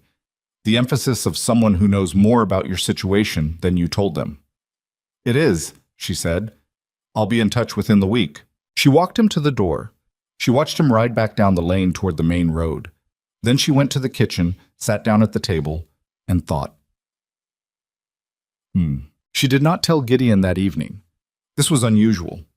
Over the months at Carter Ridge, she had developed a practice of telling him things he needed to know promptly and without decoration, and he had done the same with her, and the result was a working relationship built on a foundation of reliable information rather than comfortable omissions. Not telling him felt like a deviation from something that mattered, but she needed 2 days first. She needed 2 days because she was not yet certain enough of what she suspected, and she did not want to present him with a theory when what she owed him was a fact. She wrote to Elsa Creel that evening. A short letter, not explaining everything, just asking a specific question about the Dalton Commercial Association and whether Elsa had heard anything about its recent activities or its connections in the county. She sent it with Toby in the morning. Elsa's response came the following afternoon, which was faster than usual, and it was longer than usual. Marin read it at the kitchen table. The Dalton Commercial Association had, according to Elsa, received a significant investment from a private land and development interest approximately 4 months ago. The source of that investment was not public record, but the timing of it coincided with Barrett Crow's expansion of his operations into the county seat. Elsa did not state this directly. She was too careful for that. But the letter's structure made the implication clear. She also mentioned, at the end, that she had heard from her husband that 2 other experienced ranch operation managers in the county had received similar offers from the association in recent months, both of them connected to properties that Crow had legal or financial interest in weakening. Marin put the letter down. She sat with it for a long moment. Then she went and found Gideon. He was at the desk in the office, working on the correspondence with lawyer Harmon in Dalton, who had been building the water rights defense for the past 6 weeks and had recently sent a cautiously optimistic assessment of their position. Gideon looked up when she came in. She closed the door behind her, which was not something she normally did. He put down the pen. She told him about Webb's visit. She told him about the offer. She told him about Elsa's letter. She laid it out the way she laid out supply reports, factually, in order, without dramatizing the parts that didn't need dramatizing. She watched his face move through it. When she finished, he was quiet for a long moment. 3 times your wage, he said. Yes. And you think Crow is behind it? I think it's probable, she said. I can't prove it, but the timing and the pattern are there. Gideon stood up from the desk. He walked to the window and stood looking out at the yard, his hands at his sides. She could see the particular tension in his shoulders. Not anger exactly, more the quality of a man who is reassessing something he thought he understood. He couldn't get the land directly, he said. Couldn't get the water rights quickly enough, so he stopped. Remove the person holding the operation together, Marin said, from the inside. He turned from the window. Are you going to take it? She looked at him steadily. What do you think? I think you have every right to, he said. It came out evenly, but it cost him something to say it. She could hear that. 3 times the wage and a position in the county seat. That's not nothing. I know that's not nothing, she said. That's not what I asked. He was quiet for a moment. He looked at her with the unguarded quality that had first appeared on the fire day, and that she'd been noticing more frequently since. The look of a man who had stopped performing composure because the person in front of him had long since seen through it. I think if you leave, he said, the ranch loses something it cannot replace, and I think Crow knows that, which is why he made the offer. He paused. But that's the ranch's problem, not yours. It's my problem too, she said quietly. This is my home. The word landed in the room. She had not planned to use it. It had come out of her without the usual editing, which was rare for Marin Holt, who edited most things. She felt it land and did not try to walk it back. Gideon stood very still for a moment. Marin, he said. I'm not taking the offer, she said. I'm going to write to Webb and decline it. But I wanted you to know everything first because you need to know that Crow is doing this and that it means the legal pressure alone isn't enough. He's working multiple angles simultaneously. Gideon looked at her for a long moment. Then he said, Why did you close the door when you came in? She blinked. What? You closed the door, he said. You don't usually close the door. I was being careful about who heard this. You could have said it quietly, he said. You close the door when something matters to you in a way that's more than just information. She held his gaze. Yes, she said after a moment. I suppose I do. The office was very quiet. Outside, someone was working on the fence line. She could hear the distant rhythm of a post being hammered, the normal sounds of the ranch going about its business, indifferent to what was happening in this room. I told you this was temporary, she said. The arrangement. That was what we agreed. Yes, Gideon said. I've been thinking about that word, she said. Temporary. So have I, he said, for a while now. She looked at him directly because she was not a person who could manage this kind of conversation while looking at the floor. Then say what you're thinking, she said. Plainly, because I've spent too many years in situations where things were implied but not said, and I'm too old for that. He came away from the window. He stood across the desk from her, not crowding her, just present, in the way he was when he was being direct about something. I don't want you to leave, he said. Not because of the ranch. He said it the second time more carefully. Not because of the ranch. She was quiet. I watch you, he said, every day. I watch how you treat people who have no claim on your attention. How you treated Agnes Pruitt in the hearth before you had any reason to think it would matter. How you treated Elsa Creel, who is, as you noted, not an easy woman, and who now writes you letters. He stopped. You make things better by being in them. Not because you're trying to, because that's just how you move through the world. Marin sat with that. She had a strong instinct, which she recognized and chose to override, to say something deflecting, to say it was just practical thinking, just resource management, just what the situation required. She didn't say that. I'm not easy, she said instead. I want you to understand that. I have a lot of opinions about how things should be done, and I am not quiet about them when it matters. And I keep a notebook about everything because I need to feel like I have some control over what happens. And that is not a quality that makes a person easy to live alongside. I know, Gideon said. And then, with the ghost of something that had been trying to become a smile for the better part of 4 months. You reorganized my father's storage room without asking. I noticed. She felt something loosen in her chest that she had been holding tight for a long time. It needed reorganizing. It did, he said. It absolutely did. She looked at him, at the weathered face and the careful jaw and the hands with the healing burn on the right one. And she thought about the night in the hearth when he'd asked her name, when the question had landed with a weight she hadn't expected.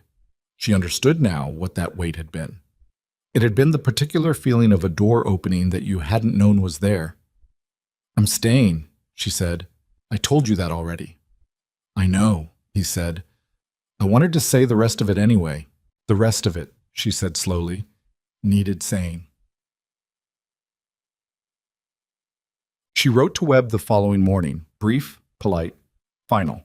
She thanked him for the offer, declined it without explanation, and sent it with Toby before breakfast was on the table. She did not tell anyone else what had passed between her and Gideon in the office, because it was not for anyone else, and because there was still a great deal of practical work to be done, and she was not in the habit of letting the personal slow down the practical. But she noticed in the days that followed that she moved through the house differently. Not in any dramatic way, no one would have marked it from the outside. Just a slight change in the quality of her presence in a room, the way a person is different when they've stopped holding something at arm's length and admitted it belongs to them. Cal noticed. She was certain of that because Cal Maddock noticed most things that happened in the operation of Carter Ridge Ranch, and the quality of his noticing had shifted in the months of working alongside her from skepticism to the kind of careful attention that constitutes respect. He didn't say anything. He did bring her a cup of coffee one morning without being asked, which he had never done before, and set it on the counter without comment, and she said thank you without comment, and that was that. The community gathering happened on the last Saturday of September. It had been Clara Firth's idea initially. A harvest celebration, she'd called it, which was partly optimistic given the drought, but also partly accurate because the drought was finally, tentatively, showing signs of breaking. There had been 2 significant rainfalls in the past month, enough to bring the creek levels up and change the color of the grazing land from its exhausted pale brown to something that was, in the right light, almost green. Nobody was calling the drought over, but people were allowing themselves to look at the sky without the particular tension they'd been carrying for 3 years. The gathering was held on the Pollard property, which had the most open flat ground and whose barn, repaired since the fire, with lumber and labor contributed from 3 neighboring ranches including Carter Ridge, was the largest in the immediate area. Families came from across the county, some of them traveling half a day to be there. Maren had been preparing food for 3 days. She had coordinated with Clara Firth and with Sarah Pollard and with Elsa Creel, who had driven over 2 days before with her husband and a wagon full of her preserved goods, and who had installed herself in the Pollard kitchen with the authority of a woman who has been managing large operations for 40 years and is not inclined to pretend otherwise. Maren and Elsa had worked alongside each other for the better part of 2 days with a companionable efficiency that did not require a great deal of conversation. They were both people who communicated better through the quality of their work than through pleasantries. "You're staying, then," Elsa said at one point, the second morning, without looking up from what she was doing. "Yes," Maren said. Elsa made a sound that was not quite approval and not quite unsurprised, somewhere between the two. "Good," she said. "This county needed someone who could talk sense to the Creel property without starting a new fence argument. We've had enough of those." Maren looked at her. "You knew about the offer." Elsa glanced up briefly. "Webb approached my husband about similar arrangements 2 months ago. I know what Crow is doing." She went back to her work. "I wrote to Harmon's office last week to provide a statement for the water rights case. I thought you should know." Maren stopped what she was doing. "Elsa, the man is going to lose," Elsa said firmly. "I've watched men like Crow operate for 30 years. They win when people are isolated. They lose when people are not." She looked at Maren with her bark-stripping gaze, and underneath it was something that Maren had not quite seen there before. a directness that was not just practical. "You built something here," she said. "What you've done with these ranches, the exchanges, the agreements. Do you understand what that is?" "Supply logistics," Marin said. Elsa made a short sound. "It's trust," she said. "Built between people who didn't have it before. That's what you built. And that's what Crow cannot buy and cannot litigate." Marin looked at the older woman for a moment. Then she went back to work. The gathering itself was loud and imperfect and, in the way of such things, more moving than anyone had quite expected it to be. There were maybe 80 people by midday, ranching families in their hands, and a few merchants from the nearby towns who had heard and come. The children ran between the adults in a way that suggested they'd been told not to, but had collectively decided the instruction didn't apply to them. The men gathered near the barn with the particular quality of men who have been through hard months together and are not quite sure yet how to talk about it now that the worst of it seems to be passing. The women moved between things, food tables, children, conversations that ran on the quick, practical frequency of people who knew each other's situations and didn't need to explain from the beginning. Clara Firth called for quiet at some point in the early afternoon. She was not a natural public speaker. She said later that she'd been more nervous than she'd expected, but she had something to say, and she said it in the plain-spoken way of a person who means it without performance. She talked about the drought and what it had done and what they had done in response. She talked about the Food Network and what it had meant to her family during the worst months. She said the name Carter Ridge Ranch, and she said the name Marin Holt, and the room did something that was not organized applause, more like the unplanned, genuine response of people recognizing a truth when they hear it. Marin was at the food table when this happened. She looked at the table. She was not good at being looked at. She had spent too long being invisible to manage being seen in front of 80 people with anything like grace, and she could feel the color in her face and the strong instinct to pick something up and look busy. She picked up a ladle. Gideon was standing a few feet away. She felt him there without looking. He didn't say anything. He was not a man who narrated moments. But she was aware of him in the particular way she'd become aware of his presence over the months.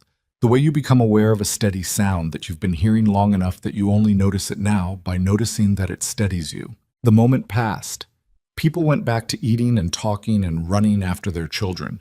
The afternoon light came across the repaired barn and the dry but recovering land and the tables full of food that had been produced by a county that had been in real trouble 6 months ago. That evening, on the ride back to Carter Ridge, she and Gideon were mostly quiet in the way of people who have been in company all day and are content to be in silence together. Toby rode ahead, giving them the space young people sometimes give their elders, either from instinct or from something Cal had probably told him. At some point, Gideon said, "You didn't like being named in front of everyone." "No," she said. "You're going to have to get used to it," he said. "People know what you've done." "I don't need people to know," she said. "I know you don't," he said. "That's not the same as not deserving it." She rode for a moment with that. The stars were coming out above the land, which smelled different than it had for months. Not the burnt smell of the fire weeks, not the dust smell of the deep drought, but the tentative green smell of ground that had recently been rained on and was cautiously beginning to remember what it used to be. "Crow," she said. "The legal case. What's Harmon saying now?" "Cautiously optimistic," Gideon said. It was the same phrase from the lawyer's letter, and she could hear in his voice that he had committed it to memory, the way you commit to memory things that are almost good news but haven't arrived yet. "Elsa gave a statement," Marin said. He looked at her. "When?" "She told me this morning." Marin looked ahead down the road. "I think there may be others, the Pollards, maybe. The Firth family. People who've been watching what Crow does and who understand what happens to this county if he gets what he wants." Gideon was quiet for a moment. "You've been talking to them." "I've been listening," she said, "and answering when I was asked." He was quiet again. Then, "You know what you've done, don't you, with the network, with all of it?" "I know what I've done," she said. "I've been doing it deliberately." "Then you know that when Harmon wins this case, if," she said. "When," he said, with a certainty she noted. "When Harmon wins it, it won't just be because of the deed language. It'll be because Barrett Crow tried to move against a ranch that turned out to be connected to every other ranch in this county, and all of them showed up." She didn't answer right away. She thought about Agnes Pruitt and the Cornbread, and the way one thing leads to another if you don't look away from what's in front of you. I just fed people, she said. That's what I did. I fed people, and I kept records, and I didn't waste what I had. Marin, he said quietly. What? Stop arguing against yourself. She was quiet for the rest of the ride, but when Carter Ridge came into view, the house, and the barns, and the fence lines, and the pale new grass at the edge of the lane where the rain had started bringing things back, she looked at it the way you look at something that belongs to you. Not because it was perfect. It was not perfect. There was still a legal case unresolved and a speculator trying to take what wasn't his and repairs unfinished and a winter coming that would have its own problems. But it was hers in the way that mattered. The way a place becomes yours, not from a deed, but from the work you've put into it, from the people you've fed in it, from the decisions you've made standing in its kitchen at midnight when everything needed someone to be steady. She went inside. She put the kettle on. She started the notes for the following week. The letter from Harmon arrived on a Tuesday morning in late October. Marin was in the kitchen when she heard the horse in the yard. Not Toby's regular pace, but the faster, purposeful sound of someone who had ridden hard and had a reason to. She wiped her hands on her apron and went to the door before anyone else reached it. The rider was one of Harmon's clerks, a young man she'd seen once before when Toby had brought her to the lawyer's office in Dalton to review the deed documentation. He was dusty from the road, and he was trying not to look like he was trying not to smile. She took the letter from him. She told him to go around to the kitchen for water and food. Then she stood on the porch and broke the seal. She read it twice. Then she went to find Gideon. He was at the fence line on the east boundary, working alongside Pete on a section that had needed attention since summer. She walked out to him, which was not something she typically did in the middle of a workday, and he saw her coming from a distance and stopped what he was doing. She handed him the letter without saying anything. He read it. Pete had the good sense to find something to examine on the far side of the fence post. Harmon's assessment was direct. The court had reviewed the original deed language, the survey records, and the statements submitted by multiple neighboring landowners, among them Elsa Creel, Nathan Pollard, and Clara Firth's husband, and had found Barrett Crow's claim to the South Creek water rights without legal merit. The word adjacent in the original deed was found to be unambiguous in context. Crow's filing was dismissed. The water rights belonged to Carter Ridge Ranch, as they always had. Gideon lowered the letter. He stood for a moment with the paper in his hand and the October sky above him and the fence line stretching out in both directions through land that was, slowly, coming back to itself after the long drought. He didn't say anything immediately, which was his way. He was a man who needed a moment between receiving something and responding to it, and she had long since stopped interpreting that as absence. Elsa's statement, he said finally. And the Pollards, Marin said, and the Firths. Harmon told me last month he thought the neighbor testimony would be decisive. The deed language was solid, but Crow's lawyers are good. They could have argued ambiguity convincingly enough to make it a long fight. The statements closed that off. Gideon looked at the letter again, then at her. You knew that. I thought it was likely, she said. That's why you spent 3 months building the network. I built the network because the county needed it, she said. The water rights case was a separate thing. He looked at her steadily. Was it? She held his gaze. I saw what Crow was doing before he filed the claim, she said. Elsa told me about the fence dispute. I put some of it together early. She paused. I didn't build the food network as a legal strategy, but I understood that isolated ranches lose and connected ones don't, and I acted on that understanding. He folded the letter carefully. He was quiet for a moment in the way of a man deciding something, and then he said, Pete. Pete reappeared from the far side of the fence post with the expression of a man who had definitely not been listening. Yeah, boss. Take the rest of the afternoon, Gideon said. Tell the others. Pete looked at the folded letter in Gideon's hand. He was quick, Pete. He read the situation in about 2 seconds. Yes, sir, he said, and was gone at a pace that suggested the news would reach the bunkhouse within 5 minutes. Crow did not disappear quietly. Marin had not expected him to, and she had been right. In the 2 weeks following the court's decision, there were 2 more legal letters, attempted appeals on procedural grounds, which Harmon dismissed with what Marin imagined was considerable professional satisfaction. There was also a rumor, which reached Carter Ridge through Elsa's reliable network, that Crow had approached a different set of lawyers about an adjacent property claim that had nothing to do with Carter Ridge, but was clearly intended to demonstrate that he was not finished operating in the county. He was finished, though, not dramatically, not the way stories sometimes want their villains to finish, with a single final confrontation that resolves everything cleanly. He was finished the slower, more permanent way. His legal strategy had failed against a united opposition. His investment in the Dalton Commercial Association had not produced the result it was intended to produce, and the ranching community that he had counted on being fractured and desperate had turned out to be neither. He had miscalculated, and men like Barrett Crow tend to move on from miscalculations rather than compound them. He had other interests in other counties. He redirected toward those. Marin learned this from Elsa in late November, in another letter. She read it at the kitchen table, noted it in her notebook, and then closed the notebook and went back to the bread she was making. Cal came in from outside and stood in the doorway, knocking mud from his boots. He looked at her expression. "Good news?" he said. "Crow's moved on," she said.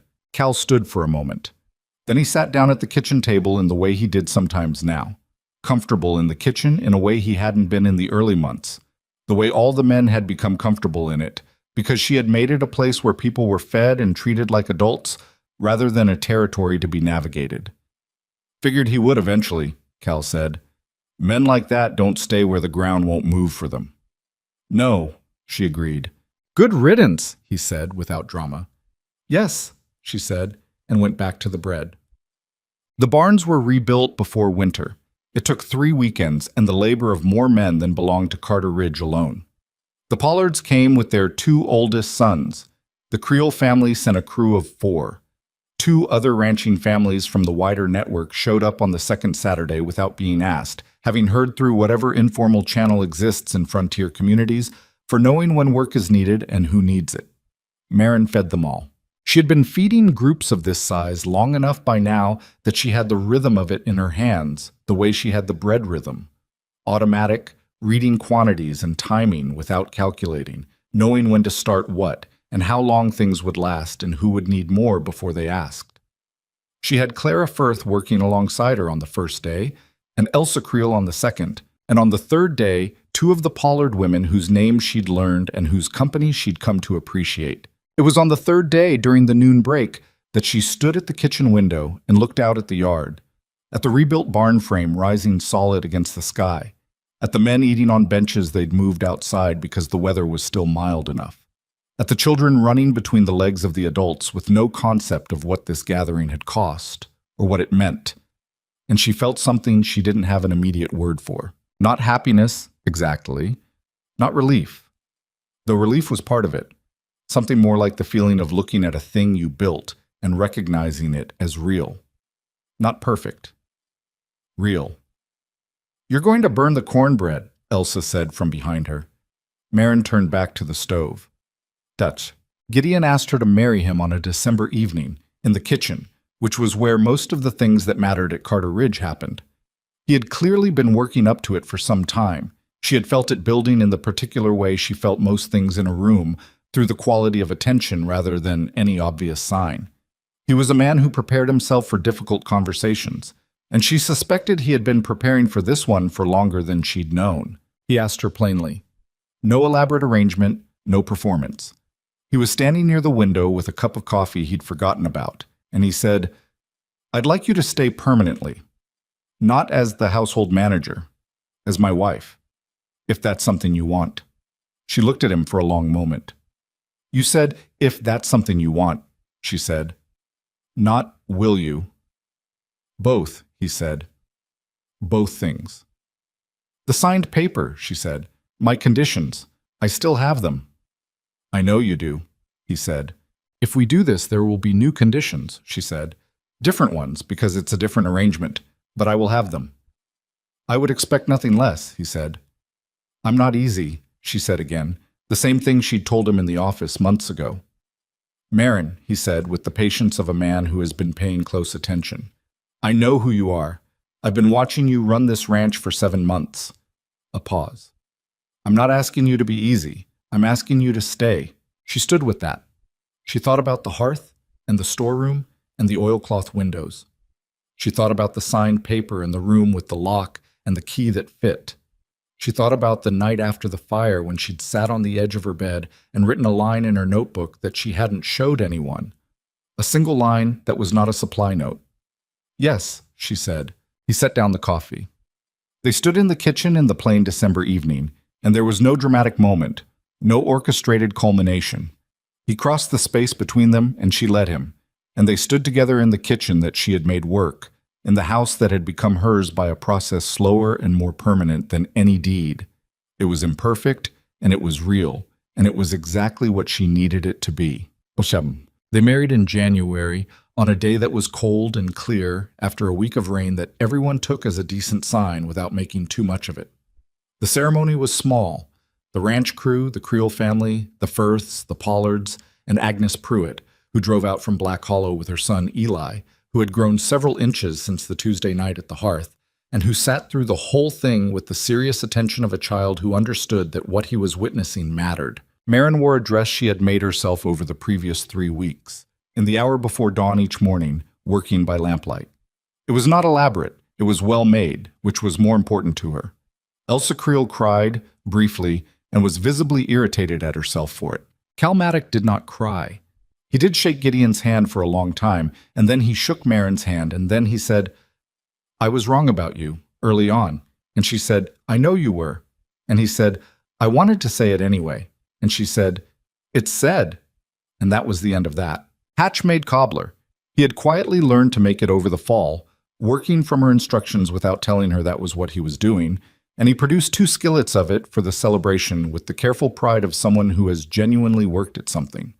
It was good cobbler. She told him so directly. He turned red and said, "Thank you, ma'am." And she told him he could start calling her Marin now, and he nodded seriously as though filing this as an important procedural update. The ranch changed after that, in the way things change when the people in them have stopped being provisional about their lives. The food network that Marin had built in those early months continued to grow through the winter and into the following spring, absorbing 2 more ranching families and eventually formalizing enough that they held a regular monthly meeting at rotating properties to coordinate exchanges, address supply problems, and occasionally discuss larger issues facing the county. Marin ran the Carter Ridge portion of it. She did not run the network as a whole. She had too much opinion about the right way to do things to chair a meeting of people who disagreed with her, and she understood this about herself. But she was its architect, and everyone who participated in it knew that. The supply arrangement with the Creel Ranch deepened into something that looked less like a trade agreement and more like an alliance. Elsa Creel was not a warm woman, and Marin was not a sentimental one, but there was between them a practical affection that expressed itself in letters, in the occasional afternoon at each other's kitchen tables, and in a mutual willingness to be honest that both of them found restful in a world that often required the opposite. "You're happy," Elsa said, on one of those afternoons the following spring. She said it as an observation, not a question, in the tone of someone noting a fact about weather conditions. "Most days," Marin said. "Most days is all anyone gets," Elsa said. "I know," Marin said. "That's why I said it that way."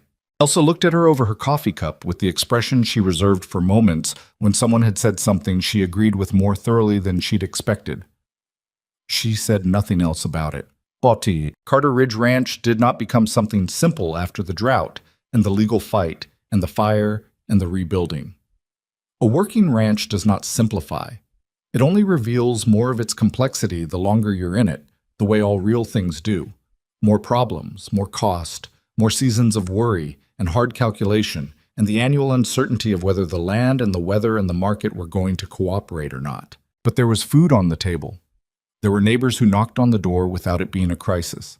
There were women from struggling families who came to learn canning and preservation and kitchen management, and who left with practical knowledge that helped their households survive the next difficult season.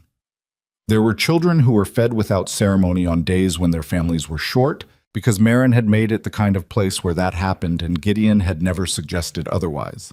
Gideon was not a simple man to be married to. He was private where she was observant, slow to speak where she was direct, prone to sitting with a problem longer than she thought necessary when she would have preferred to move on it. They argued, not constantly, but genuinely, about real things, and neither of them was graceful about it in the moment. He had a stubbornness that ran deep and quiet, and she had a certainty about her own judgment that occasionally outpaced her evidence, and those two qualities produced friction at regular intervals. But he listened.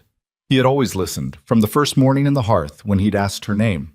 He listened in the specific way of a person who is actually trying to understand what you're saying rather than just waiting for you to finish.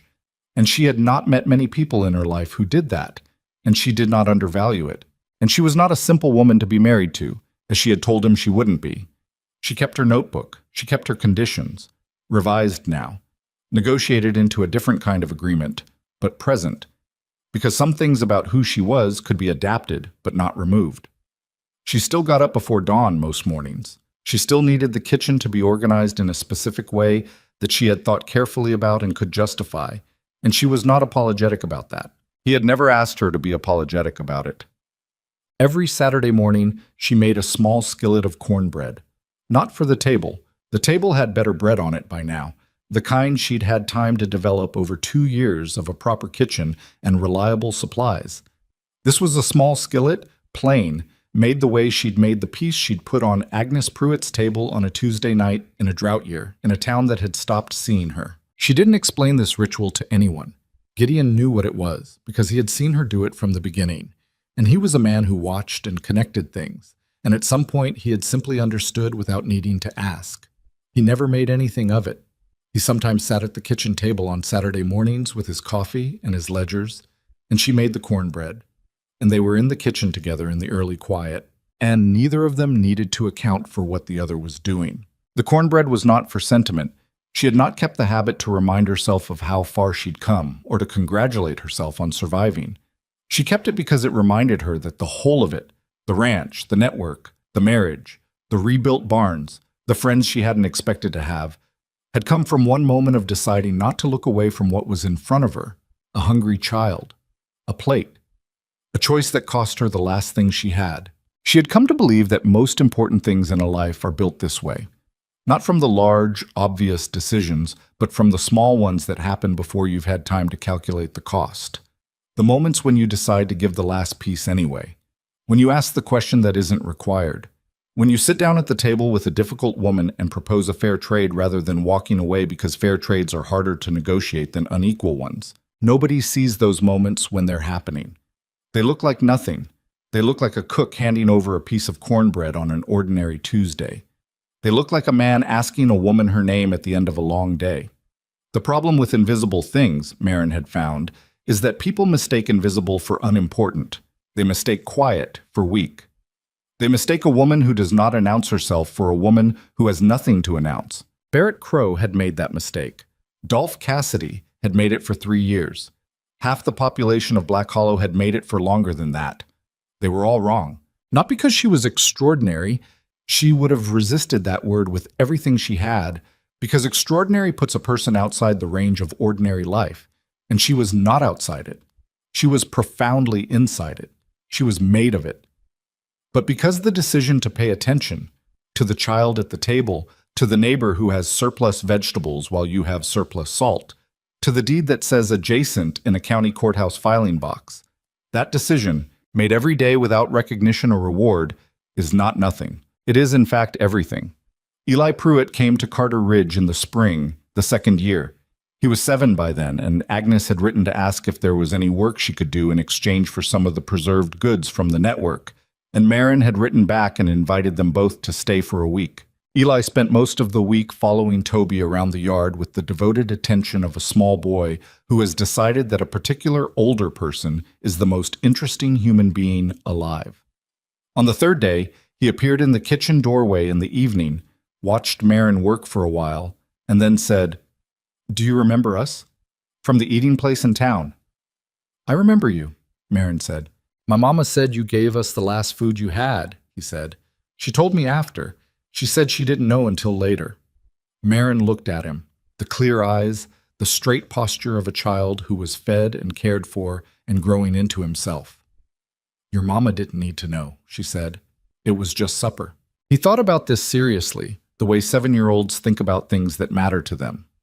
"I'm going to tell people about it," he said, "when I'm grown up, that's the kind of thing that happens." You can tell people what you like, Marin said. But right now you're in my kitchen, and if you're staying in my kitchen, you're going to help with something. She handed him a wooden spoon and showed him what to do with it. He did it badly and enthusiastically, and she corrected him twice. And by the end of the evening, he had produced something that was approximately biscuit dough, and he was as proud of it as if he'd built the barn himself. Agnes watched from the doorway. Marin caught her eye across the kitchen. Nothing was said. Nothing needed to be. Outside, the land that had been dry and stripped and desperate for 3 years was in its second spring of coming back. The grass was not what it had been before the drought. Probably it wouldn't be for several seasons yet, and it might never be exactly what it was. The creek ran at the boundary of the property along the line that said adjacent in the original deed, running clear and present and belonging, as it had always belonged, to the place that had refused to give it up. The kitchen was warm. The bread was in the oven. The notes for the following week were in the notebook on the shelf where they always were. The ranch went on.